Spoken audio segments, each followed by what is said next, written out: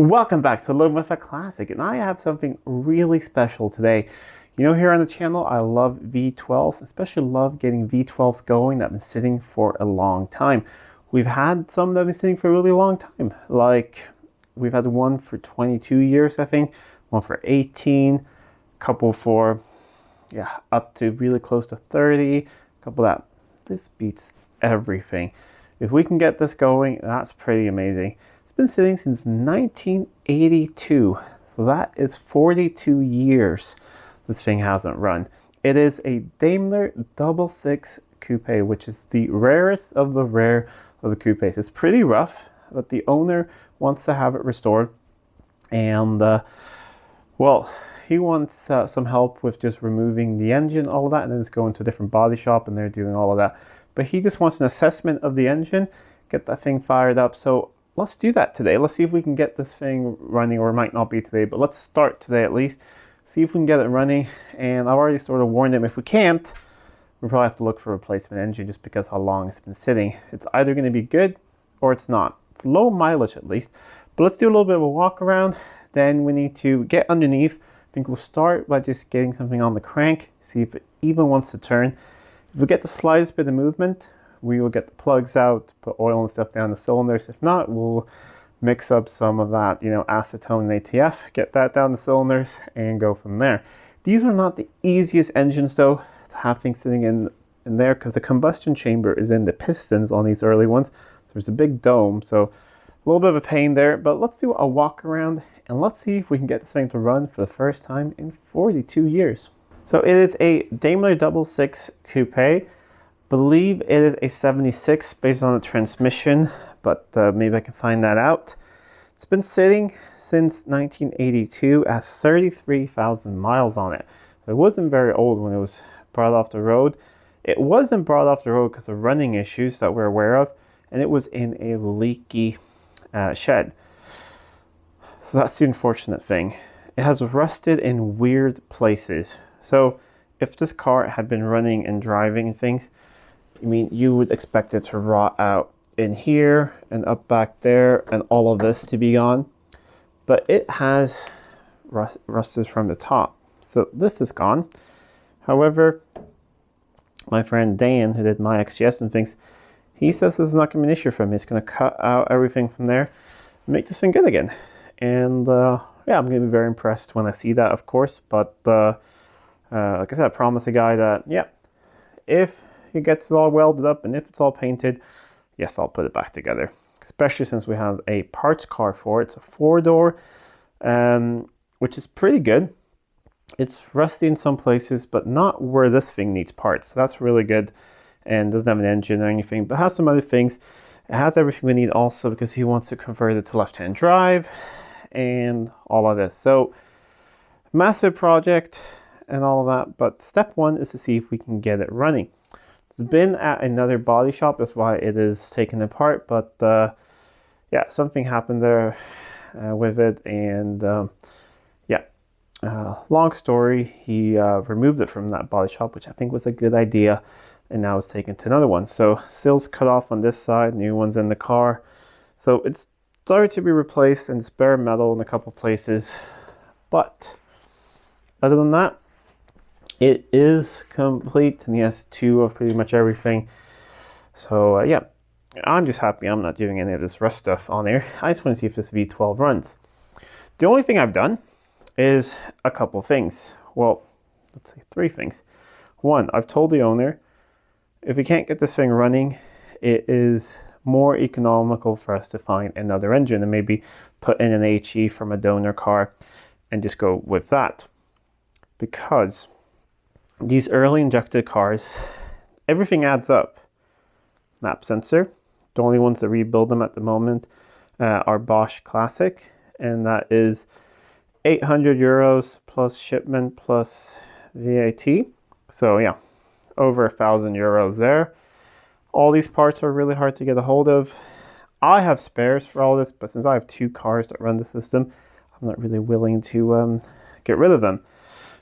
Ignition system, it's again Opus. You just replace that with the S&G Barrett stuff and all these things. However, we have some good news. I said there were 3 things. That was number 1. Number 2 is, as soon as the car arrived, I removed that hose from there and I sucked on that, and this thing does hold vacuum. I haven't tested it with a vacuum tester. We can do that later if it runs, but it at least wasn't completely blocked and it held vacuum, and I heard the diaphragm moving. So really good news on that. The second bit of good news is this. That is fantastically clean engine oil. Not a hint of moisture.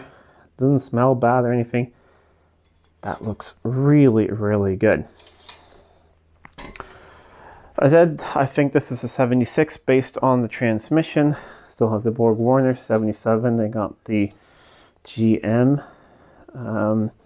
400. This is still the Borg Warner 12. Yeah. Other than that, keys are in it and everything. Fuel tanks are out of it, all of that. So if we do get it turned over and all of that, we're going to put an external fuel system on it up to here. Probably cut this off here and just put another hose up here, and then we'll cut off the return over there and build just our own little fuel system. But let's get this thing up in the air. Let's get something on the crank, see if it wants to turn over. If it does, then vacuum out in here, clean up everything, penetrate fluid, see if we can get the plugs out, because it's been sitting for so long. We want to help the bores out as much as possible and then go from there. I'm actually really curious to have a look in here first. Let's get a little rubber mallet, open up in here and look in if we see any moisture on the timing chain or anything like that. There we go. I do also have a spare pre-HE engine sitting, so that could be something. Let's say if we find something bad with the engine, like bad cylinder or something, but everything else in the whole system sort of works, then we might put that in. But look at that, it's fantastically clean inside, chain's tight. I think we might actually, if we're lucky, this could be a good engine. V12s are quite robust from sitting. This is the longest I've had one that sat, but all the other ones that have sat for really long, I mean, the XJS sat for 30 years, and that thing runs great. So we could be lucky. Let me get a jack under here. The front subframe looks to be really good. So we'll put some jack stands under there and then get a wrench on the crank. All right, so subframes actually doesn't look bad. And floors and things actually don't look bad. So it was moisture from the top. Of course, it needs new exhaust and everything probably, because that's going to be rotten from the inside, but I've seen it gone here. So it's not as bad as one could imagine it. Over here behind the oil cooler line up there, we have the crank. Look, the white paint is still on the timing marks there. That is gone on all my V12s. So yeah, not as bad. Look, there's still paint there. All right, I am gonna see if I can get a wrench on there and see if anything happens.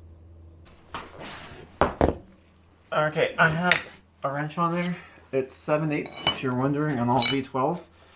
Also, you can put a lot of force on these because the 7/8 sort of bolt is welded to a plate that's then bolted to this. So it's actually not like the end of the crankshaft. So that is good. Let's try and get an extension on this. Oh, you guys see? It's turning very nicely. All right, I don't want to do more. I know it turns over. Now we're going to try and get those plugs out, get some oil in there. Not that much now because we know it's not stuck, but spray some lubrication in there before we roll it over.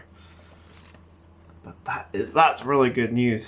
I have high hopes for this engine. It looked really clean inside.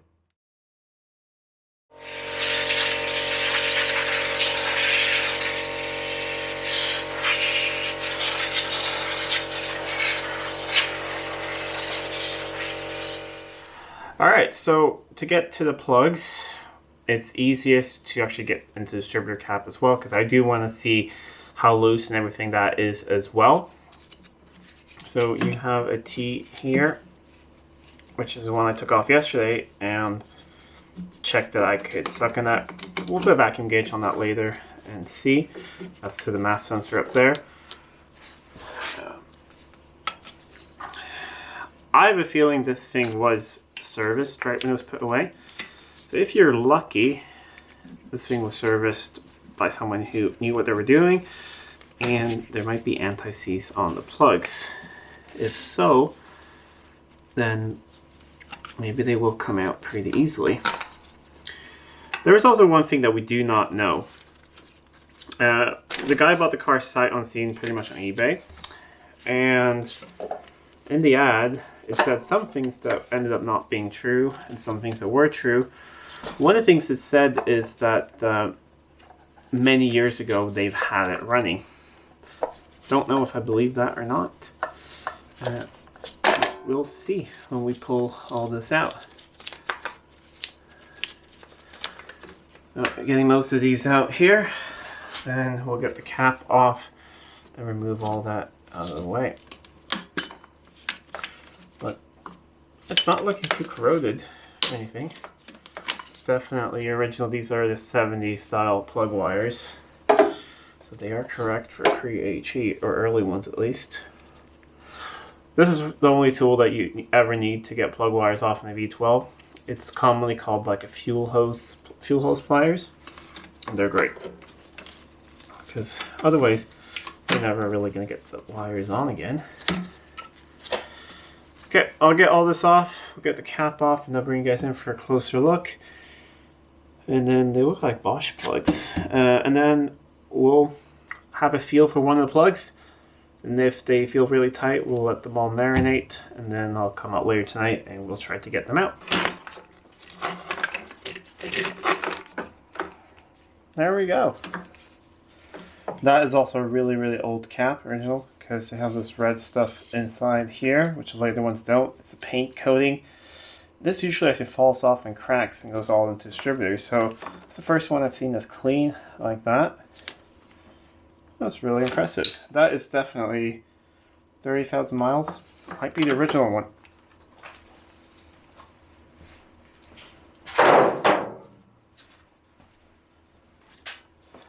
Trigger board is in here and everything. Oh wow. Let me bring you guys in for a closer look. Even the weights aren't seized. That's really impressive. Look at that. That is impressive. So no moisture's gotten in there. That looks really, really good. And now we have really clear access to all the plugs. So you can see they're rusty here on the top. I think those are Bosch plugs. We have, yeah, you see that just snapped. But should we just try one plug, see how it goes?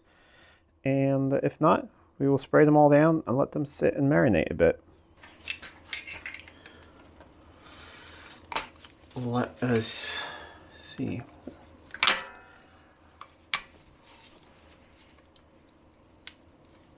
Would you look at that?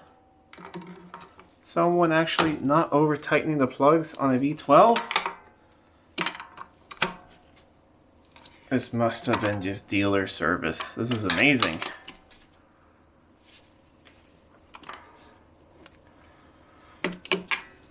I mean, it's a pretty long bar on there, but I mean, still, that is impressive. Let's pull one out.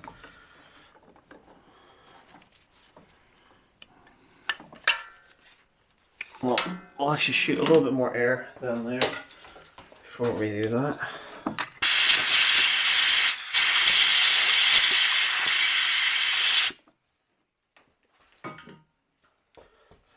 I mean, they're rusty, so they're definitely not new. But this is such good news. Probably gonna jinx it, but I have faith in this engine. This is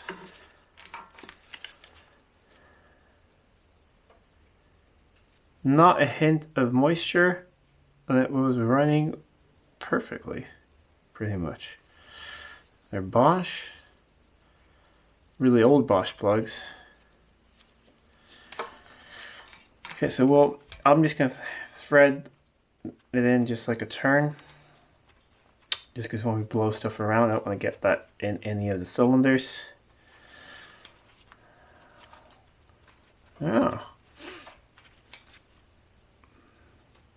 You know what? Let's spray some lubrication down in every single cylinder.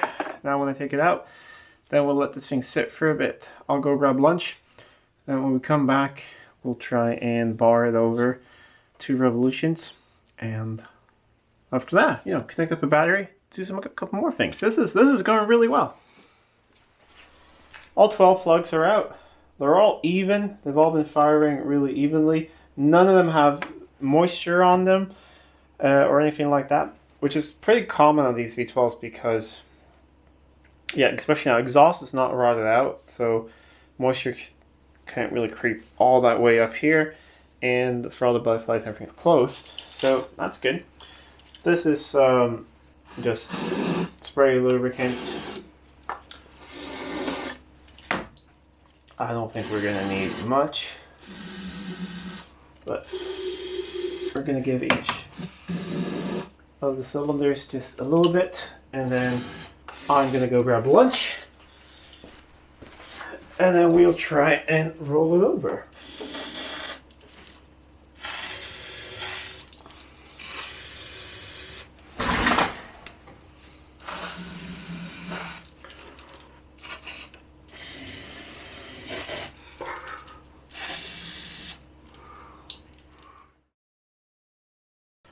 Alright, back from lunch, and it's all been sitting here a while. I'm just going to spray a little bit more down in each.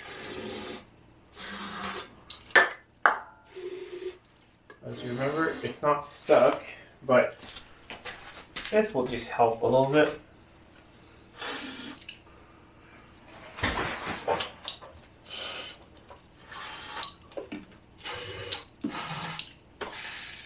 There we go. Now, let's see how it turns over. If it feels nice and good, we'll take it 2 turns around. Then after that, you know, we'll go with seeing if the starter works, which I really hope because they're a pain to get to on V12s, and go from there. But let's have a little peek down here. I thought the easiest way for you guys to see the rotation is to have a look at the distributor. So 2 rotations of the engine is 1 rotation of the distributor. So we want to get it back to the spot again. So let me see. Like we saw before, it's tight under here, and it's not the easiest engine to roll over. They are quite heavy, but let's try it.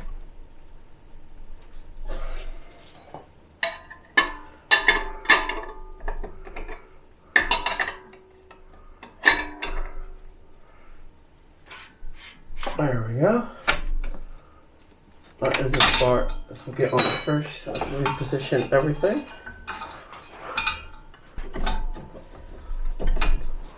Because of the collapsed radiator support, I don't have much space to do this. That's why we're just doing it a little bit at a time.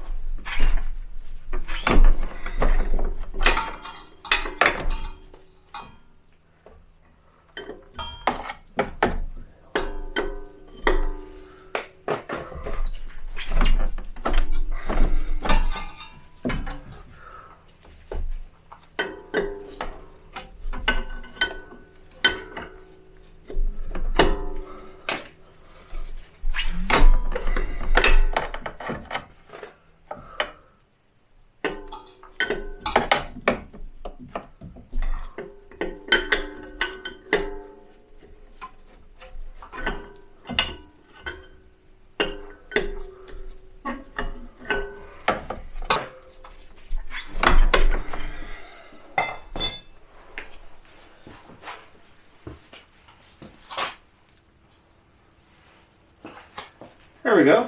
It's back to where we started. It got better and better as I kept turning it. These engines they're quite big and they're quite heavy to turn around. So even when you have a perfectly running one, just turning around by hand is pretty tough. Now let's prepare things so we can get a battery in here and see if the starter works, and then we'll go from there with spark and all of that. But so far it's been really good news. Before we put a battery in it, I just wanted to disconnect the fuel pump. Reached in just in here. That's the connector for the fuel pump, because don't want to run that.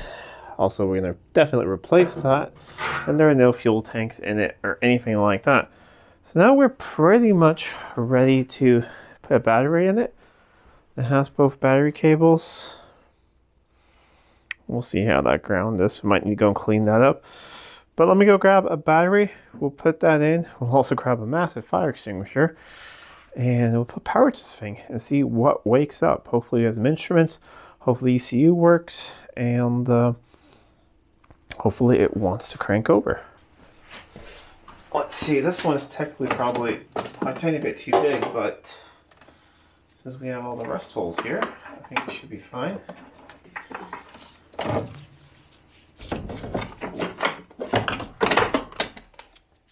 The weird thing is the battery tray is fine. This car has rotted in really, really odd places. Let's see what that looks like. We'll see. Actually, didn't look too bad.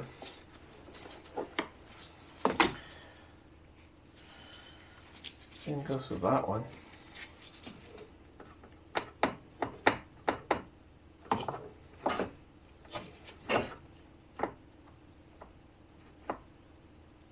There was a relay clicking in the back.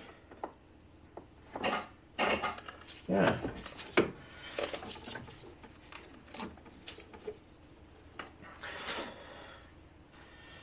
Well, we'll just wait a little bit, do the old sniff test, make sure nothing's just getting hot or anything. Let's do a quick walk around. I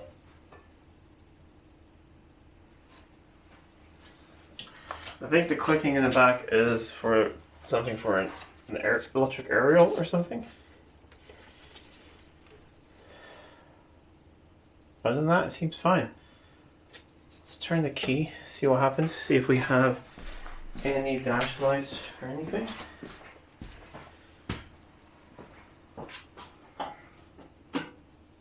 Alright, accessories, we have some relays clicking. Hey! We have oil and ignition. That's really good news. Let's should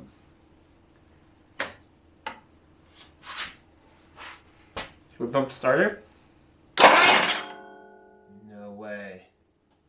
Okay, the fan is hitting the fan shroud.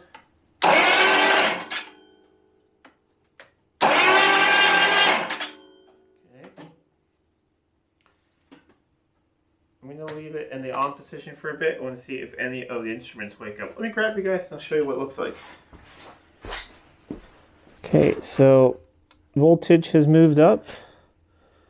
Oil pressure has moved up there a little bit. And if I turn this light off, I'm not sure if you can see. It's very faint, but I don't know, maybe it disappeared. I thought I had it before.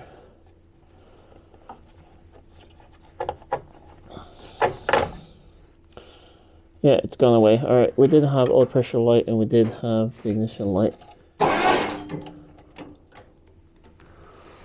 But now we'll get the light back here.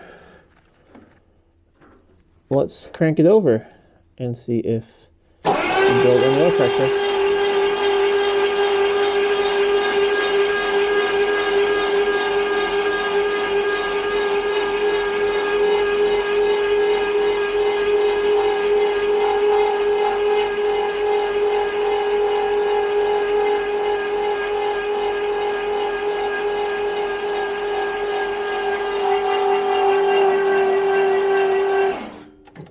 nothing yet. Let us wait for a bit. The sound you're hearing is the fan shroud's a little low. We'll see if we can raise that a bit. Not smelling anything burnt. Nothing weird like that. All the belts and things seem to be turning. This is really, really good stuff. Let's see if we can see any. Not seeing any massive oil leaks or seeing anything underneath it. No, just rust.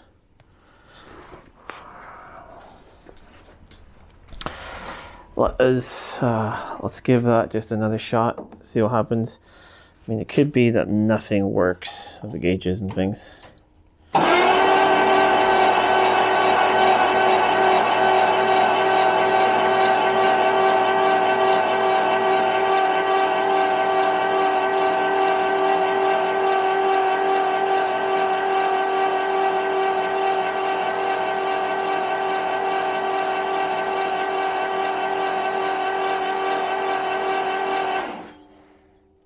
I don't know. The gauge didn't really move up to 0 before either, so I think I'm gonna try and, because it looked like I had, that's the oil pressure light. It looked like I had that working before. I'm gonna clean some connections, do some things, see if we can at least get the oil pressure light, because that would be great to see if that goes out or not. The lights don't want to work here anymore, and not the gauge either, so we're not gonna dig into that at the moment. But what I've done is the pressure sensor for the light, that is really just an on-off switch. If you take a test light like I've done there, look at the battery. I've connected it to the sender down here and over there, and this is for the, you know, I call it idiot light, whatever, and that grounds. It should break grounds when it has oil pressure, and then it should come back again. So we have the light on now. So let's crank it over. Let's see if the light goes out. And then let's see if it comes back on. Alright, light goes out. And yeah, we wait. One thing we could do while we wait, because I'm not patient, is add the ignition on again. This has Digitronic potentiometer down here, which, as we know, works as a bit, what do you want to call it? An accelerator pump. So when we open this, it should make some contacts and it should fire the last group of injectors that ran. So let's see if it does that. Not hearing anything. Hey, the light just came back on. So let us do that again, and if it goes out again, then, well, we know we have oil pressure. Yep, oil pressure. That's really good. You hear that? That is injectors clicking.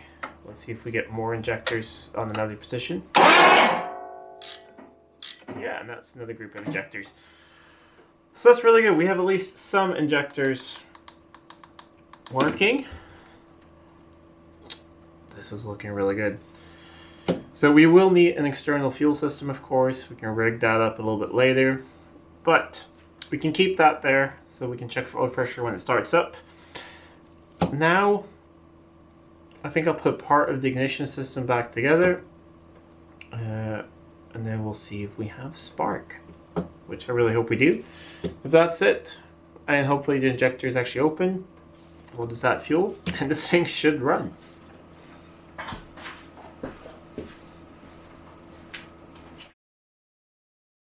I've just put the king lead back on, and let us see. Ignition is off. Let's connect this back up.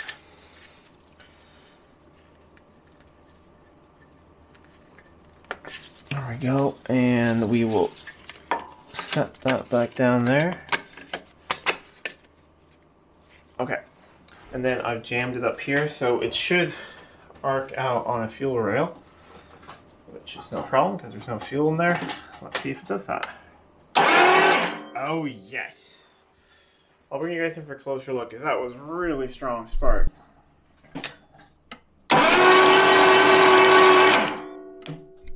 We have spark. So let's clean up the plugs. We'll put them back in. We'll try to figure out some type of fuel system, and we'll fire this thing up. I realized I forgot something, but it's not that big of a deal yet. We haven't had a look how it looks inside the air filters, but since we just rolled around it with the plugs off, there's, you know, no compression, no vacuum. It's not going to suck anything through if there was anything. But let's go with that.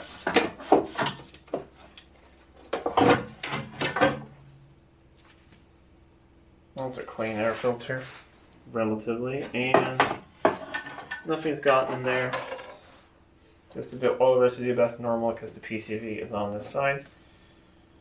But we'll keep this out, just in case it backfires or something. It will need this sensor. So we will just put this back loosely, and of course, have a look at the other side.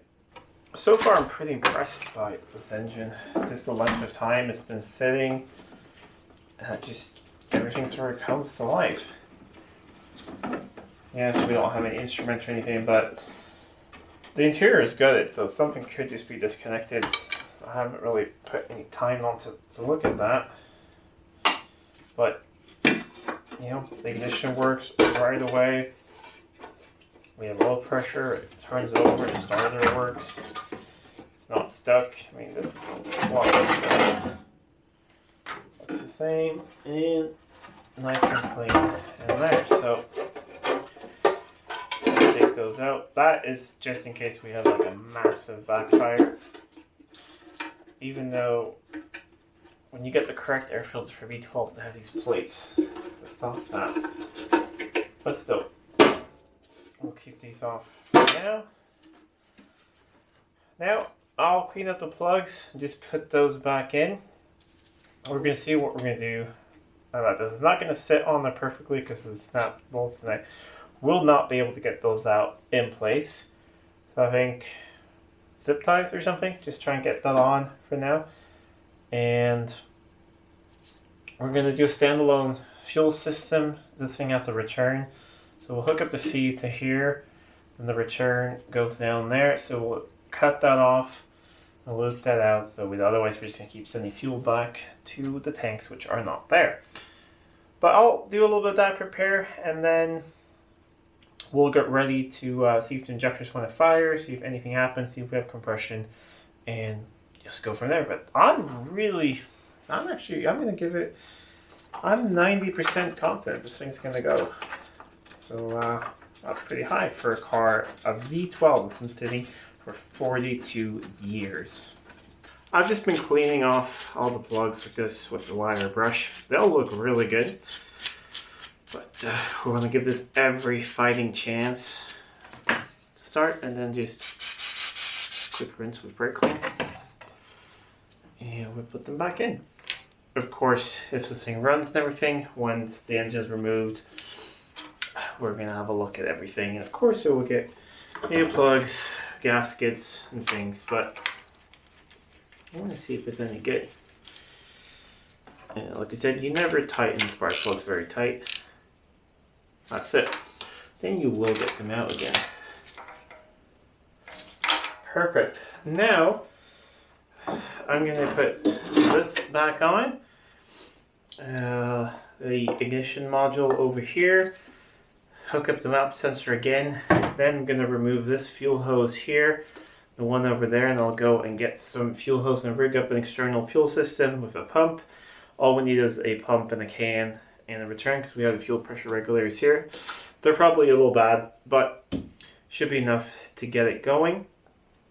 Then we'll probably just circulate fuel through it and possibly let it sit for a bit, because you know, there is some cleaning things in fuel. Just let it sit in injectors a bit. Maybe just crank it over a bit and see if nothing happens. Then we wait for a bit, because that'll actually go down and usually help the injectors out. But do a couple of these things here off camera. I'm also going to put the battery on charge again, so we have all the fighting chance to get this thing going. Plugs are in. We got the ignition system back together.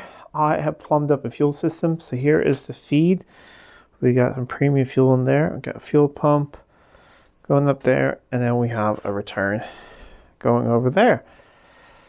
Other than that, I'm going to set up my test light again for the oil pressure. So what I want to do first is we're going to pressurize the fuel system, see if we have leaks. If not, we're going to fire it up. If we have really bad leaks, I have a backup plan.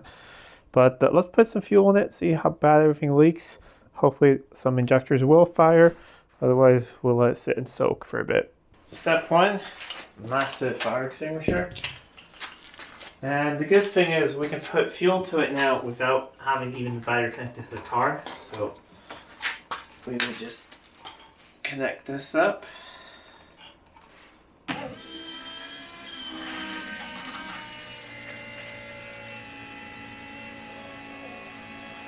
Wait till I hear it returning. I think it is. Yeah, I can hear it returning. Perfect.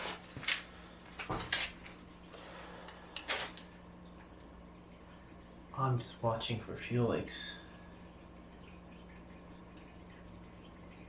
We seem to have none. That's really good. Alright, what is connected to the battery? Tighten up those terminals. And then I think, not sure, we may just do it, like, turn it over a bit without the fuel pressure first to see if we get any sort of bark of life at all. And then if we think that we do, of course, we'll turn on the fuel pump. So we'll do that first, see if we have any life in it. If we do, I'll open up the garage door and we'll try. So we'll put this, or we'll keep that so I can disconnect it. We should have fuel in the rail at the moment. So we will put the little test light there.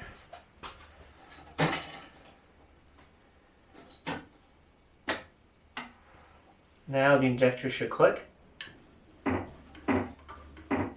So, I'm not getting anything. We got that before.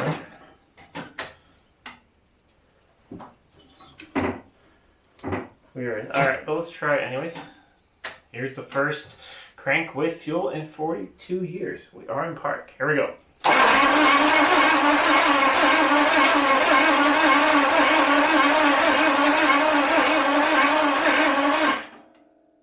Let's see if... Okay, now that's working.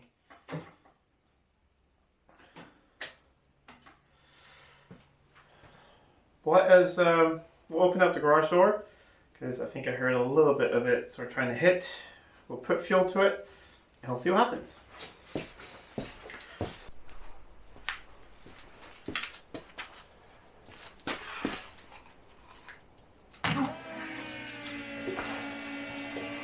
Now we should have fuel going through it.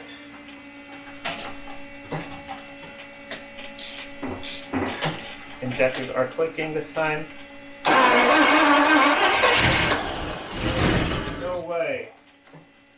That was like the first try. We got some belts not turning.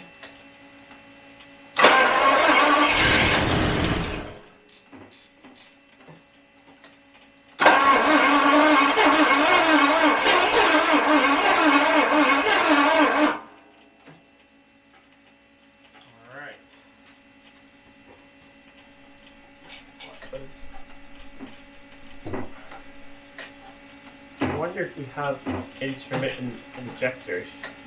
I'm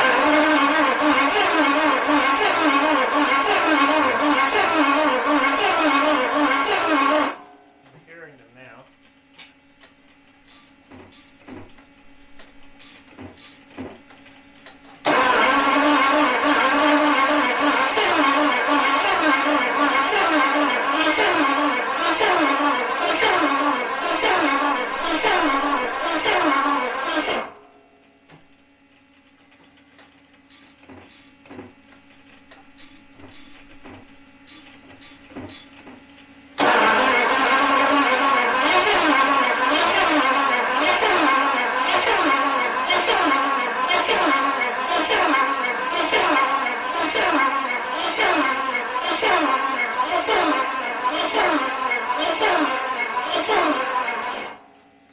hear the injectors clicking.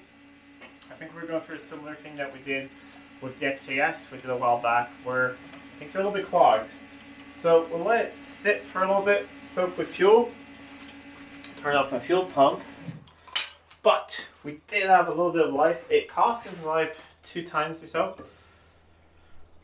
So could also be that injector sticking open is massively flooded. We don't know. But we'll just let it sit for a little bit. And I think I might swap out that battery for another one because it sounds like it's cranking a little bit slow. Also, the fan got stuck in the fan shroud, that's why it's not turning. But it has a viscous coupling, so it should be fine. Yeah, we'll let it sit for a little bit and then we'll try again. In case we have an injector that's flooding, what I'm going to do is we'll just prime it like a little bit like that. And we'll try again. If it catches, then probably have bad fuel pressure regulators. Some could have way too high fuel pressure.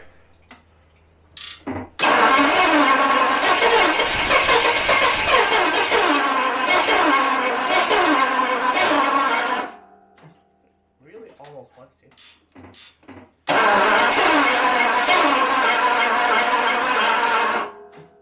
Alright, well let's try it with fuel pressure then again.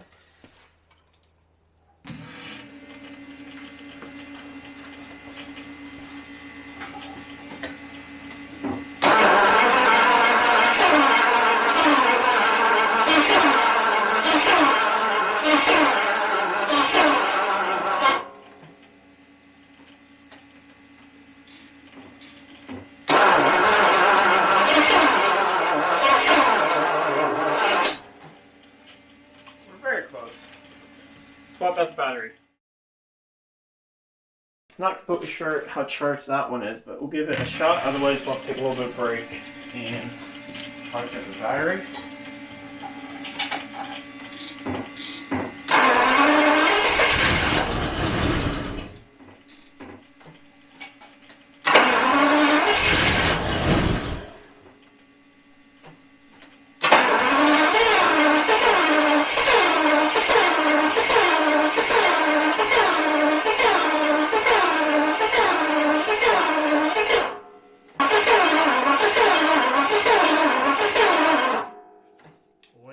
Stethoscope. I'm not sure if we could have an issue with the trigger board in there because I don't know if I'm hearing the injectors while it's cranking.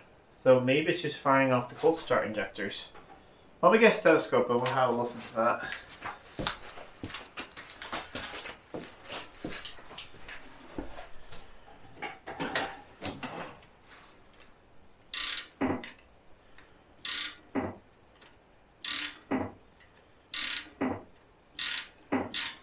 Alright, so that one I can hear it actually clicks when I'm doing this. So let's see if that one clicks while cranking. I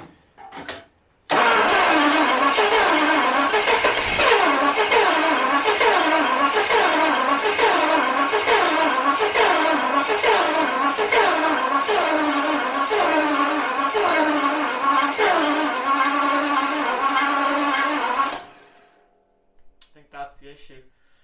I'm not hearing a lot of injectors clicking. I heard one on that side. Let's see on the other.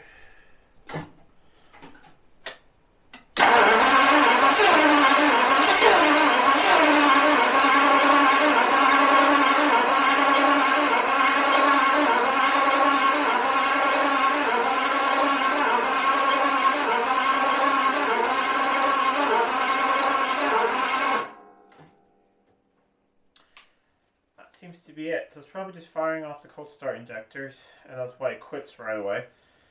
I'm going to listen again, because so far I'm only hearing maybe 2 or 3. We might need to have to do the old trick with the little battery and get them all to click. If push comes to shove, we're going to grab the whole fuel rail from my XJS. But let's listen again.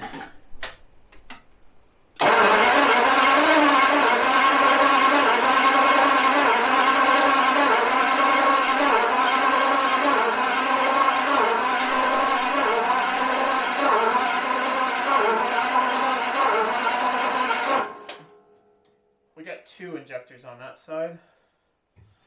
And after this, we're going to let the starter rest for a bit.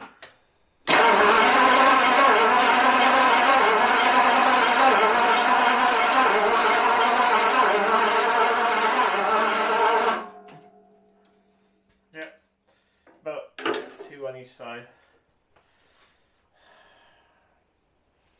Let me set up some things so we can dab at the injectors. They normally run at maybe like 3 or 4 volts, but you can wake them up with 12 volts really briefly. Alright, this is a little bit MacGyver. I usually use a small 12 volt battery from an old drill, but that one is not charged. So we're going to do it this way. And yeah, all we're doing is, we're assessing the engine and also just for fun, see if we can get it going. Because I like to see if we can get things running as they are. Of course, I can put a working fuel rail on here from another car, but we'll only do that if it completely gives up. So that one clicked, this one did not.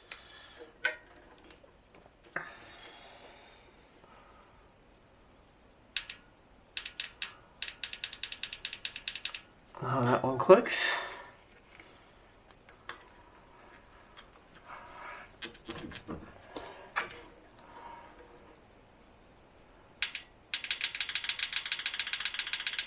That one clicks too. So it's going to be interesting to see if we hear them again. If it is one group of injectors down, it could be an issue with the amplifier up there or something else, but this could also just be it, because it's a big difference getting 12 volts on there and getting like 3 or 4.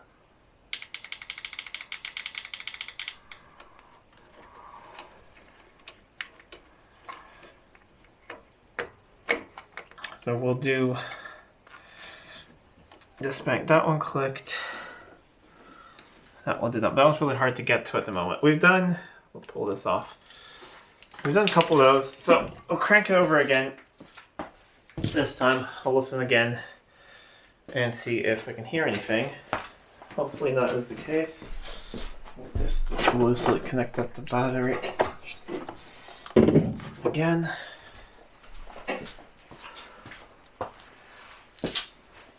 So we'll take that one because that one was not ticking before.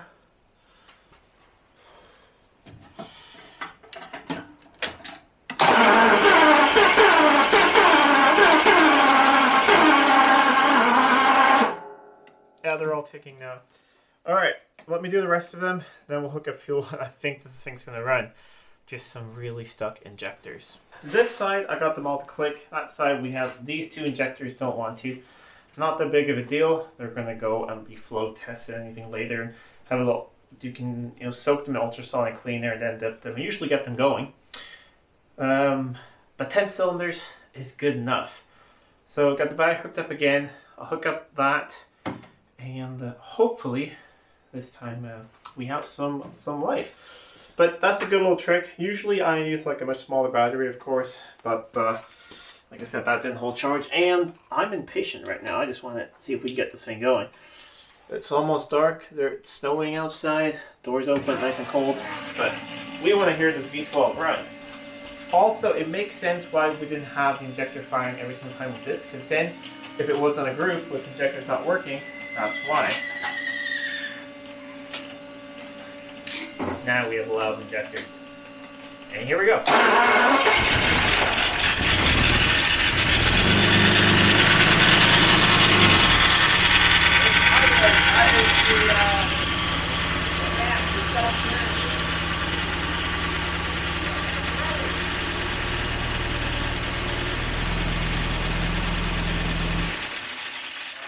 Turning off because it's pointing the wrong way, let's say, filling everything with smoke. But that was running, no weird noise. That was just the fan that's hitting the shroud. Let me see if I can move that out of the way and then get it to start again.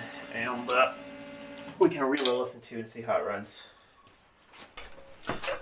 Lower rad support is completely gone, so let's try here with a jack just to...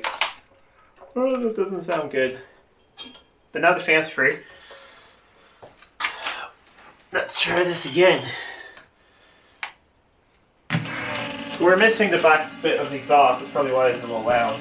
But there we go.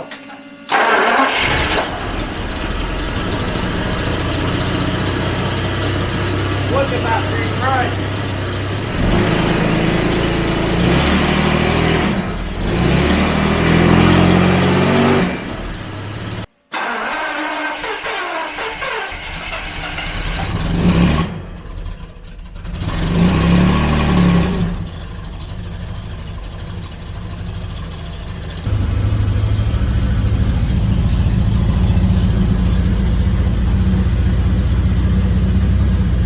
Look at that oil pressure, that's really good. Now, even I'm impressed. 42 years is a long time for fuel injection to come to life. Injectors, okay, we had 2 that didn't want to come to life. But I bet you if I put them in my injector cleaner with some ultrasonic sounds and having that, they're going to be fine in no time. It idled, it wanted to run, it wasn't smoking. It was loud because half the exhaust is missing. But that is impressive. I'm going to do a couple things to it afterwards before I pull it. Going to check compression, just make sure there's compression on all cylinders. And the oil pressure gauge came to life. I actually saw how good that was. I filmed that really briefly, so hopefully I was actually filming now. I was just grabbed it with my phone. But anyways, hope you guys enjoyed that. And if you're new to my channel, and you like these sort of old V12s, you want to see a lot more of it, make sure you subscribe, because we're always working on these old, great V12s on here. Anyways, if you like this video, please give it a thumbs up and share it with friends. If you're not already subscribed to the channel, please do subscribe to the channel. It really does help out a lot. Till next time, I'm Adam, this is Living with a Classic. I'll see you soon.